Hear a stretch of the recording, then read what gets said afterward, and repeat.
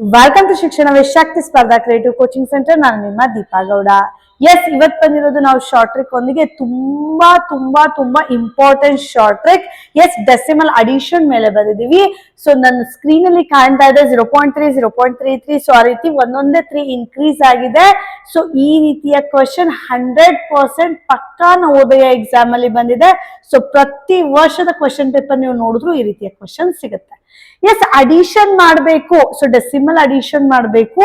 So ಅದಕ್ಕಿಂತ ತುಂಬಾ easy short tricks ಹೇಳ್ಕೊಡ್ತೀನಿ. ಸೊ ಇದನ್ನ ಕಲೀರಿ. 100% ಇವತ್ತೇ ನಿಮ್ಮ ಪಾಕೆಟ್ ಒಳಗೆ 1 ಮಾರ್ಕ್ಸ್ ಬರುತ್ತೆ.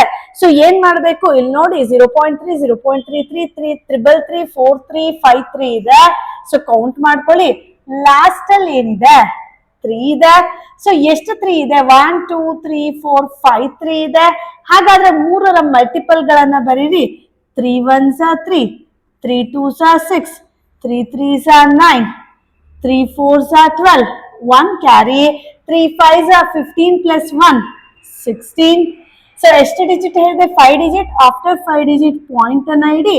1.62963. ಸೊ ಆಪ್ಷನ್ ಡಿ ಅಲ್ಲಿದೆ. ಎಸ್, ಇದೇ ರೀತಿ ಸಿಂಪಲ್ ಆಗಿ ಜಸ್ಟ್ ಮಲ್ಟಿಪಲ್ಸ್ ಬರೆಯೋ ಮೂಲಕ ಮಾಡಬಹುದು. ಸೊ ನೆಕ್ಸ್ಟ್ ಕ್ವಶನ್ ನಿಮ್ಮ ಹೋಮ್ವರ್ಕ್ ಆಗಿ ತಂದಿದ್ದೀನಿ. 0.5, 0.55, 0.555. ಸೊ ಲಾಸ್ಟ್ ಡಿಜಿಟ್ ಯಾವ್ದಿದೆ ನೋಡಿ? 5 ಇದೆ. ಸೊ 5 ನ 3 ಮಲ್ಟಿಪಲ್ಸ್ ಬರೀರಿ, ಪಾಯಿಂಟ್ ಹಾಕಿ. ಸೊ ನಿಮ್ಮ ಆನ್ಸರ್ ರೆಡಿ ಇದೆ.